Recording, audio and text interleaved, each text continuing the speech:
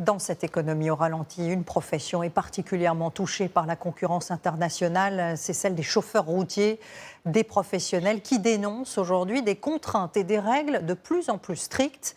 Nous sommes allés en Alsace, une région qui envisage de taxer les poids lourds à partir de 2027. Un route nationale a signé ce soir Joséphine de Franqueville et Caroline Blancard.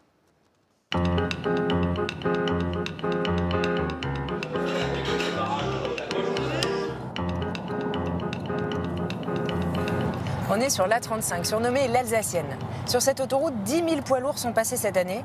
C'est 30% de plus que l'année dernière. On va essayer de comprendre pourquoi. Il suffit de passer 10 minutes sur le parking d'un transporteur pour saisir l'effervescence du trafic. Je viens d'arriver, donc je décroche la remorque et je dois en reprendre une autre à vider. Vous partez, vous arrivez, vous en êtes où? Je vais prendre un petit chargement et puis je m'en vais. Est-ce qu'on peut monter avec vous Bien sûr, avec plaisir. Avec plaisir. Merveilleux. Carrément. Allez, on est parti. Claude a rendez-vous dans une demi-heure chez un fabricant de portail. Pas question d'être en retard. De toute façon, tout est enregistré dans le chronotachygraphe, le mouchard du camion. On n'avait pas ça avant, donc on avait plus de marge on avait plus de marge, on pouvait. Puis c'était moins strict, c'était moins surveillé. Ouais, ça c'est stressant, je trouve, ouais. Ouais, je trouve. Si Claude a du retard, il risque de perdre sa place sur le quai de livraison et de devoir attendre le prochain créneau qui se libère, parfois plusieurs heures, et de louper en cascade les rendez-vous suivants. Ce sont les nouvelles règles de la grande distribution qui fonctionnent à flux tendu.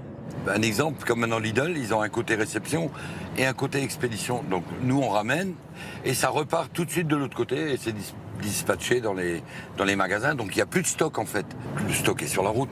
Le portail doit être livré à 7 h demain matin, à 500 km de là, à Paris. C'est bon. Merci Thomas. Passera le bonjour à papa. Et ça fait 42 ans qu'il vit comme ça, 5 jours sur 7, dans sa cabine d'1,5 mètre et demi. Donc là, on a le micro-ondes. Trouve ça cool. Et là, le lit. Et puis en dessous de la couchette, on a le frigo. Claude avait assez de trimestres pour partir à la retraite à 60 ans, en carrière longue. Alors pourquoi a-t-il continué 3 ans de plus? Je me voyais pas à la maison en train d'aller me... Je sais pas, certains vont de bistrot en bistrot. Ça, c'est pas mon truc.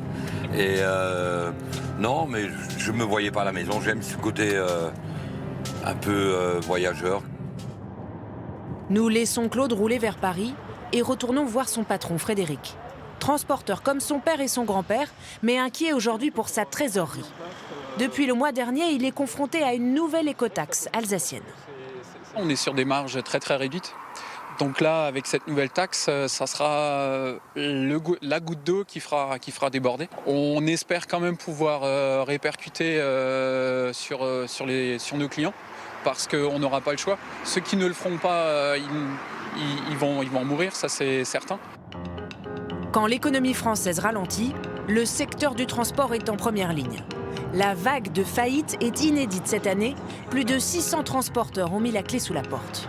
Le marché des trajets internationaux est capté par les entreprises d'Europe centrale. Il suffit de s'arrêter sur la première aire de repos venue pour s'en rendre compte. Vous parlez français? Non. Vous venez d'où? D'Ukraine. Yes. Okay. And you're alone? Vous êtes toute seule dans le camion? With your husband or? Non, avec mon mari. Okay. So you live Ah, vous vivez tous les deux dans le camion? in the truck? Oui. Yes. Okay.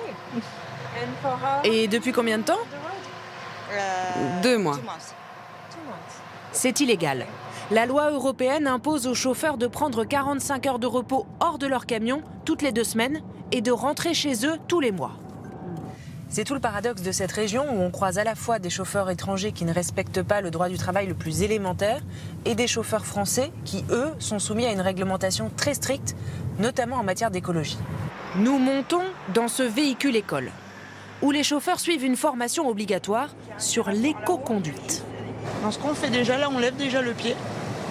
L'objectif est de consommer moins de carburant. Vous pensez qu'ils peuvent se permettre d'avoir cette conduite plus souple, peut-être, et plus écologique, économique, alors qu'ils ont une cadence quand même assez soutenue? Oui, ils peuvent. Et ils se rendent bien compte que ça va jouer, aller sur une dizaine de minutes, sur une journée, c'est pas grand-chose. Ouais. Faut les convaincre, Oui. Plus de contraintes, moins de liberté, c'est le sentiment général des chauffeurs routiers. Quand leur journée, qui peut durer jusqu'à 15 heures, s'achève, ils ont donc besoin de vider leur sac. Au restaurant routier. Les camions, ça prend de la place sur la route. Les camions, c'est gênant. Les camions, on n'a rien à faire là. On embête le monde. On est là pour embêter le monde.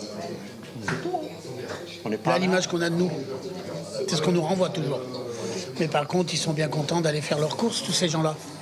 Eh oui, ils sont bien contents d'aller chez Ikea, ils sont bien contents d'aller chez Casto, ils sont bien contents d'aller chez But, ils sont bien contents, mais toutes les marchandises qui sont dans les grandes surfaces, dans les magasins, s'il n'y a pas les camions pour les amener. Ici, pour 16,90 €, ils ont entrée, plat, dessert, vin, café et douche. Ils paient avec leurs indemnités de frais de route, 1 000 € par mois, en plus de leur salaire qui est d'environ 2 500 € net. C'est le bouche à oreille qui dit bah tiens, si tu vas par là, tu peux aller manger là. Si tu vas là, tu vas manger là. Et c'est comme ça qu'on y arrive à tenir. Est-ce que c'est ça qui fait tenir avec vous? Oui. Bah oui.